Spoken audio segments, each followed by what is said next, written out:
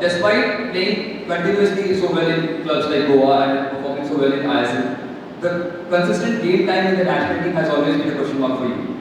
So, how do you see this situation? Like, or do you see it as an opportunity to make a comeback in the national team by playing continuously well? Or do you see it as in, like there's an Indian politics or a kind of favoritism in the national team? So, how do you see this as an opportunity? See, for me as a player, I have to always be on my toes, work hard every day in training session. If I play or don't play, it's up to coach. But I have to be at my best in trainings and be ready for every game. If the coach wants to put me, I will always be ready. So this is, even in the national team, I'm always ready. Whenever I'm training well. If the coach wants to give me an opportunity, I'm always there to help the team. The follow-up question would be like, when we have been in the Goa team since 2017-18 season. So you have had the experience of playing under coaches like Sergio Lorena, Carlos Pino, and right now you're also playing under Mano. So playing under four different coaches for the same club right now. So how do you see as the Manolo era of the FC Goa began in this year, and you have been at the top of the table, if not till December end, I guess. So what are the transition which Manolo brought to the FC Goa side? How do you see it as a captain? How do you see that the coach who has been winning the ISL for Hyderabad for 3 seasons and now the coach coming to Goa? So how do you see this as a transition and what are the changes Manolo brought to this club? And second question would be like, as we see it as from TV and from a personal exterior, Manolo seems to be a no-nonsense coach, a very strict coach. But off the field, on the field, how is your to deal with Manolo? What is your expectation and how has been experience with Mano so far? It's a very big question. Yeah, like you said, I've trained under different coaches, and the special thing about this is that every coach has different ways of training, different opinions. And as a player, it's always good to have train under different coaches. You get to learn a lot from them with their experiences. And having said that, you have already said about Coach Manolo that he is a proven coach in ISL. Whatever he has done in Hyderabad past 3 years speaks for itself. Him just coming in this club have improved each and every player. Yes, he is a little bit hard on us sometimes, but otherwise I think he is a very good coach for us. And if we can listen to him, what he says, that every player in this club can improve a lot.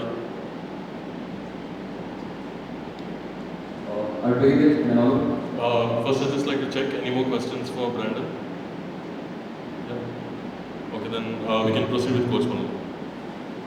So, Coach, in I think in the beginning of the season, one of the press conferences told that if given an opportunity to coach the national team, you have a desire to coach the national team. And looking at the current situation of the Indian national team, there's a lot of uncertainty about the future of T20 match, especially after his statement that if India does not qualify for the round 3 of the FIFA World Cup, he might step down as the coach. And showing that you have shown your interest and desire to coach the national team, and you have the experience of coaching so many Indian players. I remember the first time you came to Jamshedpur, you told me in the previous press conference that when I came to India, I saw a bunch of youngsters playing in this club and hunger and passion in these players. And you have had the experience and working ability to coach with so many Indian players. So if given an opportunity to coach the national team, would you be interested to lead the national team if there is a vacancy? Good morning. First of all, this is a press conference for Jamshedpur FC Goa, not from the national team. Second question, is true that when in an interview they asked me, I say one day I would like to be national team coach. But when there is a person, and this I have very good relationship with Igor Stimac in charge, I won't speak nothing about this because he is the current national team coach. The thing now is, I am a foreigner, but I want that India, if they can win all the games better. Now the only thing that I expect about the national team is that they can beat Kuwait and let's see in Qatar and qualify for the next round. And when we look at the season so far, when we began the season, it's so positive. We were at the top of the table till the break arrived. But suddenly, 2 to 3, 4 defeats suddenly change the dynamics of the table. Suddenly, you're still in the competition for the shield. So how do you see this transition? Like suddenly 1 or 2, 3 games, you still think there's a hope for the shield? No, the competition is with a very good scores in the first leg, unbeaten. Even the first game in January we won, but then we were 6 consecutive games with 3 draws and three draws and 3 defeats. And it's true that it's not it's a regular season that I like this competition. I repeat in every press conference that for me this is the fair competition when you play home and away against all the teams in the same conditions, not Durand Cup or Super Cup.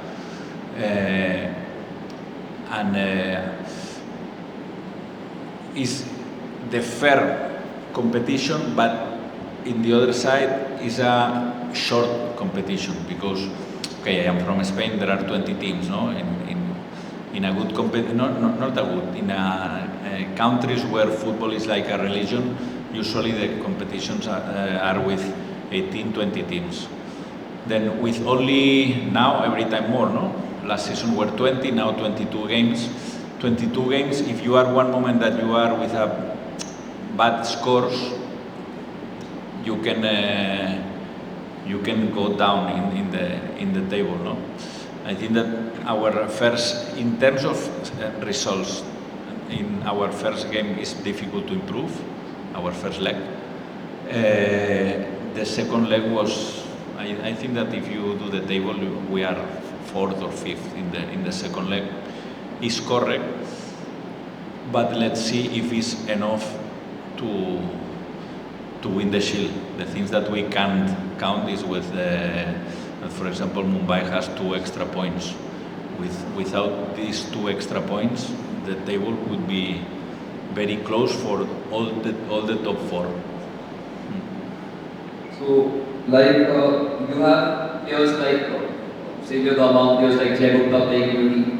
So we have seen that whenever a young player scores a goal or plays a good match, we see a lot of attention in the social media, like Jay Gupta, Parthiv Dubai, a lot of getting attention, like Mohammad Salam, Yasir, and a lot of players suddenly getting attention these days. It's good to some extent. It is good that the players are getting recognized these days. But do you think that sometimes this little getting attention too easily sometimes distract the players, especially when you're playing coaching players like Jay Gupta, Xavier. So these things do affect the players. How do you see it as? Yeah, it's very difficult to avoid these kind of things, no? Because when young players they play 2-3 good games, everyone is speaking about them, and I think it's negative. We have the case of Parthiv Gogoi. It's very clear, and even I think that Jay Gupta is still young. Still, he has to learn a lot of things. Then, this is a big process. I'm not speaking about only Hyderabad in India. I train in Spain a lot of B teams, and then the good thing when you are in the B team is that nobody speaks about the players because you have a main team, and then the quality of these training sessions are very high because the next step for them is to arrive to the professional football, and they are not very the press and people speaking about them and this kind of things. No, here it's true that you need to have a strong mentality, to be very humble, to a lot of things, and obviously to be a good professional, to control the time that you sleep, the nutrition, everything. And my feeling is that in my 4 seasons in India, these aspects that are improving a lot, but still there are more. They can improve more, and I feel that now no, but in my first 2 seasons, the off season was very long, and then with playing only 4 or 5 months is not enough for a professional player. Now it's better because they are playing about 9 months. So 4 years in India right now. This is the 4th year. 3 years with Hyderabad FC, 1 year with FC Goa. So how has been your time in India, and especially how has been your time in Goa so far? Like you have had the experience of being a coach in Hyderabad and now as a coach in Goa. So how do you see the difference? Because we have a very good footballing sporting culture in Goa, which is sometimes lacking in Hyderabad. As you mentioned that the Hyderabad people sometimes like they prefer to watch the matches of Sunrisers Hyderabad than the matches of Hyderabad FC. Don't Even ask- it's true. Like don't- when we saw, like especially at the time when IPL and ISL is going right now simultaneously. So how do you see this as a culture, as a country, as a state? When the footballing culture is going, how do you see this as a contrast? Don't ask me about this because I received a lot of private message from cricketers or from people who love or fans of cricket when I speak about this. I think that there are space for both sports in a very big country. The thing is that this is my fourth season. I love India. If not, I wouldn't be here. The thing is that India is like 20 countries in one country. Then there are different states, and the different states that seem the different countries, and then there are states where cricket is main sport, another less. Another states where football, for example, Goa or northeast states, where football is more important than cricket. But finally, it's about again there is space for both, and as a football player, it's true that my feeling, I don't know, because when I speak with players, with coaches, with former coaches before COVID, where more people were in the stadiums than now, and this is one thing that we have to turn. And sometimes you get this with good scores of the teams playing in Asian competition or the national team, but if the rules now they say that Indian teams they cannot play in the top Champions League, this don't help the Indian football. No? I think it's not fair. It's not fair. Okay, you can play preliminary rounds, but in the main competition, and if you don't qualify, okay, then you can play the second competition, but it's not fair finally, and then it's difficult, but at least again we can speak here maybe 2 hours, but it's not about ISL. ISL is only the image of India in the world.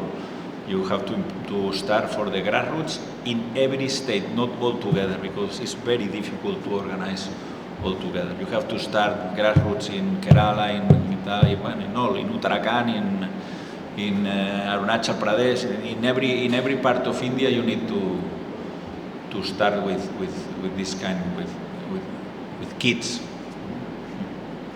My last question would be like, Jamshedpur, they are out of the playoff race right now, but they have, after the change of coaches, they have truly played a transition level of football, though they are out of this tournament. So for keeping the shield hopes alive, you would be loving to win the match tomorrow and get the 3 points at home. So how difficult would be the match tomorrow, and how do you analyze the Jamshedpur FC team for the match?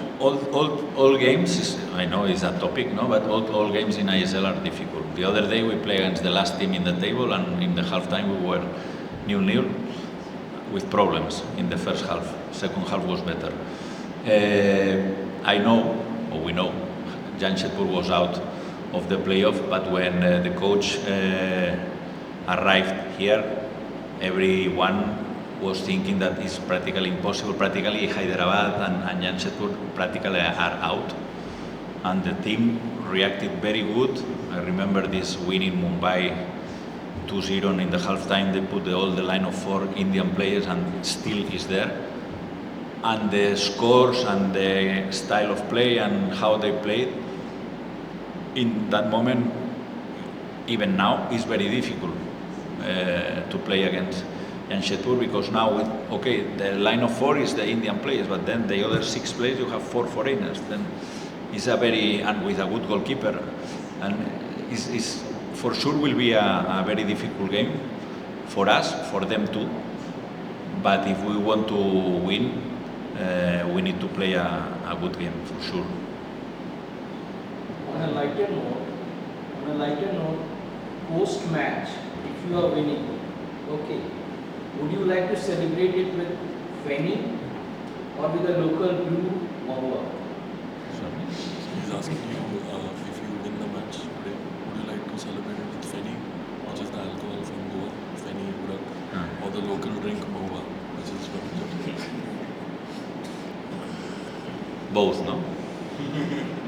Then they go and drinks and what is from Jamshedpur or from Jharkhand? Jharkhand. Okay. Yeah. If we win, even there is a space for a third drink too. No? Any more questions for coach? Thank you guys. Thanks a lot for having us. Thank you.